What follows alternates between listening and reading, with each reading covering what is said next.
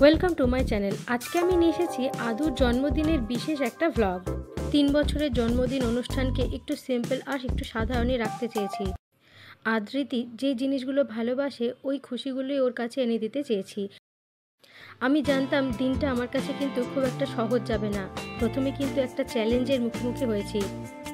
জন্মদিনের দিনের শুরুটা ছিল এই রকমভাবে, এই যে জেঠু এই মন্দিরে গিয়ে আমি মায়ের পুজো দিয়ে থাকি যে কোনো শুভ অনুষ্ঠান করার আগে। সকালবেলা জেঠুকে ফোন করার পরে জেঠু জানিয়ে দিলেন তিনি 11টা নাগাদ থাকবেন না, বাসন্তী পুজো দিতে যাবেন। সকাল 11টা নাগাদ জেঠু বাইরে যাবে, সকাল 9টা নাগাদ যেতে পারি পুজো দিতে। এই জেঠুর কথাটা শুনে তাড়াতাড়ি করে রেডি হয়ে পড়লাম পুজো দিতে যাওয়ার জন্য। আমি মনে করি যে কোনো শুভ অনুষ্ঠান করার আগে তুমি যে দেবতাকে বা যে আল্লাহ বা ঈশ্বরকে তুমি ডাকো, তাদেরকে স্মরণ করো, তাহলে তোমার দিন ভালো যাবে, দিনটা শুভ যাবে। সকালে যদি মন্দিরে আদুকে নিয়ে যেতাম তাহলে অনেক দেরি হয়ে যাবে, সেই জন্য তাড়াহুড়ো করে রেডি হয়ে দোকান থেকে কিছু মিষ্টি আর কিছু ফুল নিয়ে চলে গেলাম মায়ের কাছে। প্রত্যেকটা মানুষের জীবনেই কিন্তু অনেক ঝড়ঝাপটা আসে, আবার চলেও যায়। প্রত্যেকটা মানুষেরই উচিত নিজের ঈশ্বর, ভগবান বা আল্লাহকে নিজের বন্ধু করে তোলা। আমি মনে করি তাহলেই জীবনটা চালানো অনেক বেশি সহজ হয়ে যাবে। মানুষের জীবন চালানো কিন্তু অত সোজা না, মানুষকে অনেক কঠিন পরিস্থিতির সম্মুখীন হতে হয়। প্রতিটা মানুষই ভাবে অন্যের জীবনটা বোধহয় তার জীবনের থেকে অনেক বেশি সহজভাবে চলে যাচ্ছে আর তার জীবনটা অনেক বেশি কঠিন।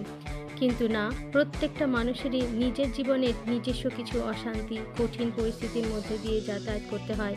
কিন্তু এই ঈশ্বর, আল্লাহ বা ভগবানকে সাথে নিয়ে পাশে নিয়ে চললে অনেক বেশি সহজ হয়ে যায় তার চলার রাস্তা। মন্দির থেকে ফিরে এসে আদুর ভাইকে আমি স্নান করিয়ে নতুন একটা বস্ত্র পরিয়ে দিলাম। ওপরের ঘরে গিয়ে পায়েসটা রান্না করে ফেললাম। আমি চালের পায়েসটা রান্না করিনি, কেননা আমরা পায়েস খেতে বিশেষ পছন্দ করি না, ঝাল জিনিস খেতে বিশেষ ভালো লাগে। কিন্তু আজকে একটা ভালো দিন, সেই জন্য আমি সিমইয়ের পায়েসটা বানিয়েছিলাম। মিষ্টির দোকান থেকে অবশ্য একটা পায়েস কিনেই নিয়েছিলাম, সেটা মায়ের কাছে দিয়ে আদুর জন্য বাড়িতে নিয়ে এসেছি। পুরোহিত জেঠু আমাকে জোর করে পাঠিয়ে দিয়েছে। আমি যেটা করব আদুকে সেটাই করতে হবে। আমাকে রান্না করতে দেখে আদু ওখানে উঠতে জেদ করলো, তাই পাশে বসিয়ে দিলাম। সিমইটা বানাতে অনেকটা সময় লেগে গেল। আগে তো তাড়াতাড়ি হয়ে যেত, কিন্তু বুঝলাম না এতটা সময় কেন লাগলো। দুধটা ভালোভাবে জাল দেওয়ার পরে ভাজা সিমাইগুলো দিয়ে দিয়েছি। সিমাইটা নরম হয়ে যাওয়ার পরে চিনিটা দেব। এই সিমইটা খেতে আমিও ভীষণ পছন্দ করি, পায়েসের থেকে বেশি ভালো লাগে। অবশ্য নলেন গুড়ের পায়েসটা কিন্তু আরও ভালো লাগে। ভোগ হিসাবে আগেই আমি তুলে দিলাম গোপালের কাছে। আগে গোপালকে দিয়ে তারপরে সবাইকে দেব। কিছুদিন আগে বাড়িতে অনেক আত্মীয় স্বজন এসেছিলেন, তারা আদুর জন্য অনেকগুলি জামা এনেছিলেন। সেই জন্য নতুন করে আর ড্রেস কিনতে ইচ্ছা করলো না। আদু কি ভালোবাসে আর আদুর কি দেখলে সব থেকে বেশি ভালো লাগবে, এটাই ছিল আমার চিন্তার বিষয়। ও ঘুরতে খুব ভালোবাসে, সেই জন্য টোটো গাড়ি করে ওকে বাজার থেকে একটু ঘুরিয়ে নিয়ে এসেছিলাম। স্পেশাল এই থালাটা কিন্তু আদুর দাদুই করে দিয়েছে। আদুর জন্য স্পেশাল খিচুড়ি, মাছের ঝোল, যার মধ্যে কিন্তু লঙ্কা নেই, নুন হলুদ আর অল্প একটু জিরে আদা বাটা দিয়ে সুন্দর একটা মাছের ঝোল দাদু বানিয়ে দিয়েছিলেন। আমাদের পাড়ার এক মামি আদুর জন্য বক ফুলের বড়া পাঠিয়েছিল। আদুর জন্য থালাটা ভালোভাবে সাজিয়ে আমি ওকে খাইয়ে দিলাম।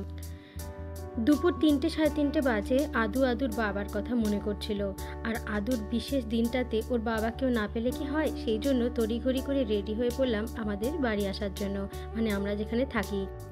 দুপুর গড়িয়ে বিকাল হয়ে গেল, আদুর চোখে ঘুম নেই। আদু কিন্তু বুঝতেই পেরে গেছে আজকে ওর জন্মদিন, কেননা আমরা ওকে বারবার উইশ করছিলাম হ্যাপি বার্থডে বলে। ও স্লাইডিং করতে ভালোবাসে বলে জন্মদিনের গিফট হিসাবে ওর বাবা ওর জন্য স্লাইডিং নিয়ে এসেছে। সবসময় ওকে পার্কে নিয়ে যাওয়া সম্ভব হয়ে ওঠে না বলে এটা কেনা হলো। সকালবেলাতে বাজার থেকে ওর দাদু ওর জন্য বেশ কিছু বেলুন এনেছিল। এই ফ্ল্যাটে এসে আমরা বেলুনগুলো সাজিয়ে ফেললাম। তারপরে ওর জন্য একটা কেক অর্ডার দিলাম। পুনেতে থাকাকালীন একটা আইসক্রিম কেক খেয়েছিলাম, সেই আইসক্রিমের স্বাদটা আমার মুখে লেগে রয়েছে। এই ধরনের আইসক্রিম কেকটা খেতে ভীষণ ভালো লাগে। ভেতরের দিকে আইসক্রিম আর ওপরের দুদিক দিয়ে পুরোপুরি কেক, আর খুব ঠান্ডা, খুব ভালো লাগে। এই গরমের মধ্যে অন্যান্য কেক না নিয়ে একটা আইসক্রিম কেকই অর্ডার দিলাম। আমরা একটু সাত্ত্বিক খাবারই খাচ্ছি কদিন ধরে, সেই জন্য নিরামিষ পটলের তরকারি বানিয়েছিলাম রাতে ডিনারের জন্য। এইভাবে আদুর জন্মদিনটা কেটে গেল। খুব ভালোভাবে দিনটা সেলিব্রেট করলাম মায়ের আশীর্বাদে এবং গোপালের আশীর্বাদে। অনেক ধুমধাম করে কি করব, যদি নিজের বাচ্চাই খুশি না হয়, সেই জন্য চেষ্টা করলাম নিজের বাচ্চাকে খুশি রাখার, এবং সেটাই সফল হয়েছিলাম। পরের দিন সকালবেলা এই তরকারিটা বানিয়ে ফেলেছি, আলু পটলের তরকারি, একদম নিরামিষভাবে। আদা, কাঁচা লঙ্কা, টমেটো দিয়ে এত সুন্দর যে তরকারি হয় সেটা কিন্তু ভাবা যায় না। এবং একটা বিশেষ ঘুগনিও বানিয়েছি, যেটার মধ্যেও ছিল টমেটো, কাঁচা লঙ্কা এবং আদা বাটা। এখন থেকে ভাবছি আমিষ ছেড়ে নিরামিষে সুইচ হয়ে যায়। আপনারা কি বলেন কমেন্ট করে অবশ্যই জানাবেন। আপনারা কি দেখতে চান, নিরামিষ রান্না না আমিষ রান্না? ঘুগনির সাথে লুচি খেতে ভীষণ ভালো লাগে। ছোট ছোট কয়েকটা লুচি বানিয়ে ফেলেছিলাম রাতে খাওয়ার জন্য। এইভাবে দুটো দিন কেটে গেল খুব সুন্দর এবং সাধারণভাবে। আগামী দিনগুলো আশা করি এইভাবেই কেটে যাবে। ব্লগটা কেমন লাগলো একটু কমেন্ট করে জানাবেন।